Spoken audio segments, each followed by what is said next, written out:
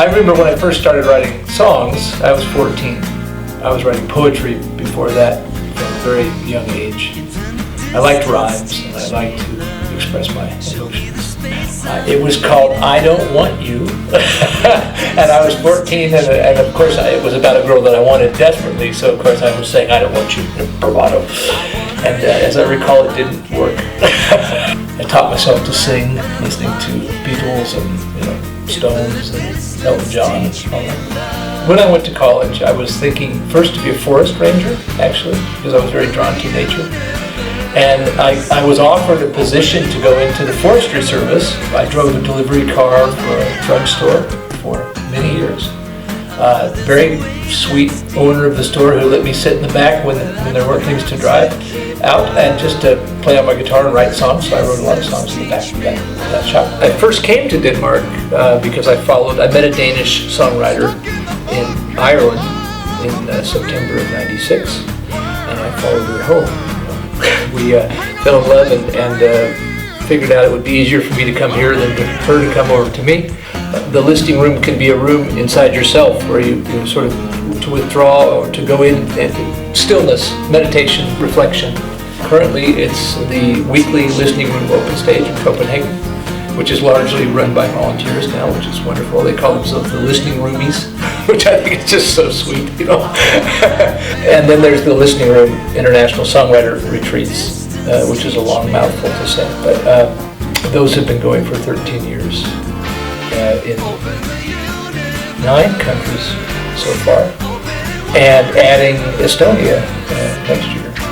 And those are gatherings of songwriters, of up to 20 songwriters for a week, who are writing together every day and in a very focused listening room environment.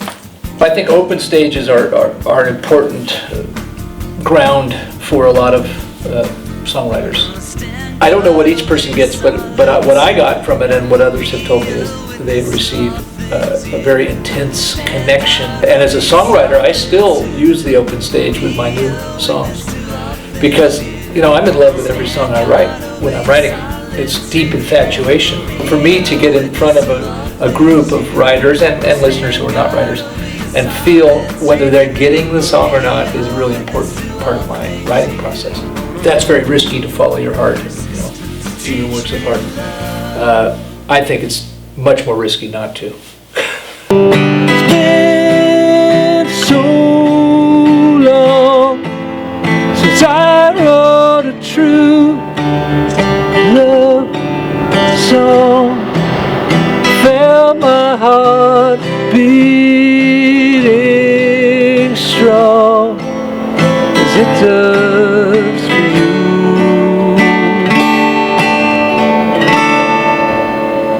So Works of Heart led to the Listening Room and led to the Listening Room Retreats, led to the Open Stage concert series. And for me, there was this What's Next. The festival was an idea that I had for many years in California, but it just wasn't the right time. And I just decided one night, I'm going to do it. And so I Googled Copenhagen Songwriters Festival, and it was available. I was great. I bought the .coms, right away. Almost 10 years in presentations in Denmark and saying, we don't have any money, but we've got a stage, and do you want to do this? And a lot of people said yes. So there were around 50 artists. And now, this was the 6th year we just had, over 150 artists, over 250 musicians. My energy wants to free up to what's next. And questions are, what's next? There's a few ideas on the burner. A similar festival in the States. I haven't given up the dream of having one in California, but my daughter needs to be a little older so she can travel with me.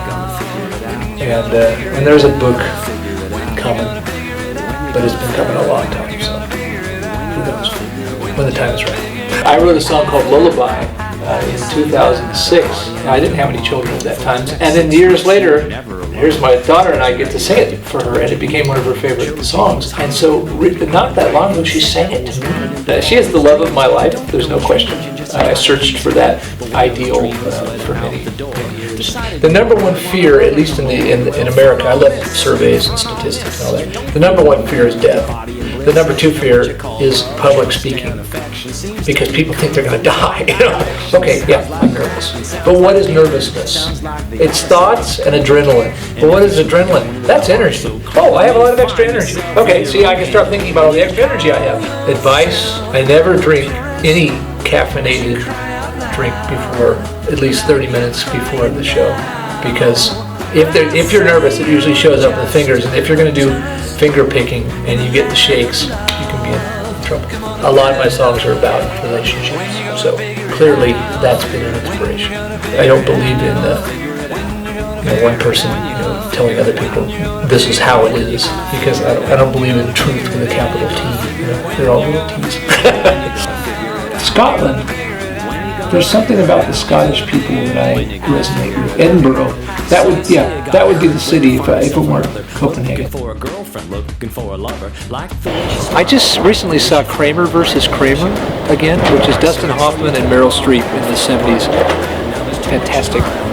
First of all, incredible acting, powerful story. I'll tell you the film that scared the hell out of me as a kid. That was The Wizard of Oz. That movie gave me nightmares. I still can't watch it. I don't think if you said, if I sat there with a friend that could hold their hand, maybe, but it just freaks me out. The flying monkeys. I'm usually reading 2 or 3 books at a time, and that's the case right now. So right now on my bookshelf and in process, I'm reading The Power of Now, Eckhart Tolle book. The book called Feel Me, which is the 70s, came out in the early 70s. It's about the human potential movement. I found that someone was giving it away. I live in an apartment complex where people put out things that they're no longer using, and I see English books and I snap them up. The Hobbit.